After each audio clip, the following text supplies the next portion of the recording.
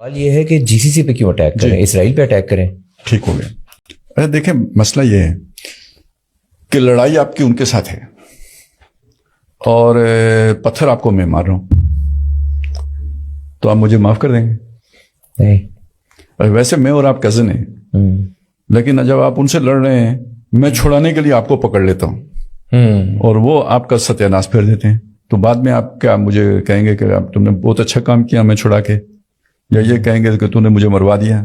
تو بات یہ ہے, دیکھیں یہ تو بالکل سیدھی سی بات ہے, یہ میں کسی کی طرفداری کے طور پر نہیں کر رہا, میں یہ کہہ رہا ہوں فرض کریں پاکستان اور انڈیا کی جنگ ہوتی ہے اور افغانستان ہمارا ساتھ دے رہے ہیں, تو کیا انڈیا اس کو مارنے کا حق نہیں رکھتا؟ بالکل صحیح کہہ رہے ہیں.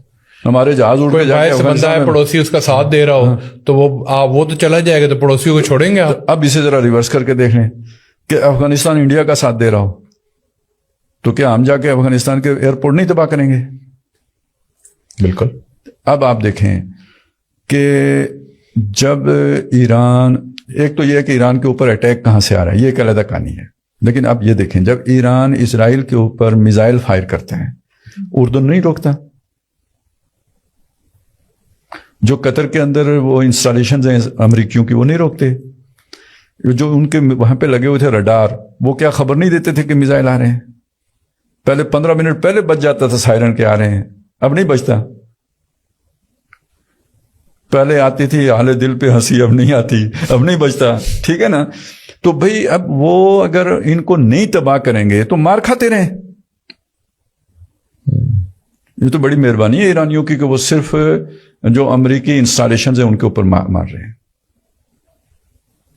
تو ان کا کام تھا کہ انہیں کہتے کہ خبردار ہم نے یہ اپنے دفاع کے لیے دی تھی, اس لیے تو نہیں دی کہ آپ یہاں بیٹھ کے اسرائیل کا دفاع کرو. بھئی عربوں کا اور ایران کا پھڈا تھا. اور آپ ایک چیز دیکھیں, یعنی ابھی ایران نے کون سی وائلیشن کی تھی؟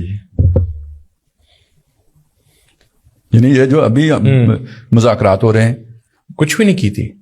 اصل میں ڈر رہا ہے ان کو کہ ساری دنیا مان رہی ہے کہ ایران نے کوئی وائلیشن نہیں کی. یہ تو ابھی چل رہا تھا کہ شاید ہر شرائط مان لی تھی. ٹھیک ہے, اب تو مطلب روس کہہ رہا ہے, چائنا کہہ رہا ہے, یورپ کہہ رہا ہے, نیوکلیر پلان بھی وہ کہہ رہے تھے. تو ظالمانہ حملہ کس نے کیا پھر؟ اسرائیل نے اور امریکہ نے. اور کیا انہوں نے بیسز استعمال نہیں کی ہمارے عرب ملکوں کی؟ تو پھر مار کھائیں گے. مطلب کم از کم وہاں تو مارنے کا وہ حق رکھتا ہے جہاں سے اس پہ اوپر اٹیک آیا ہے.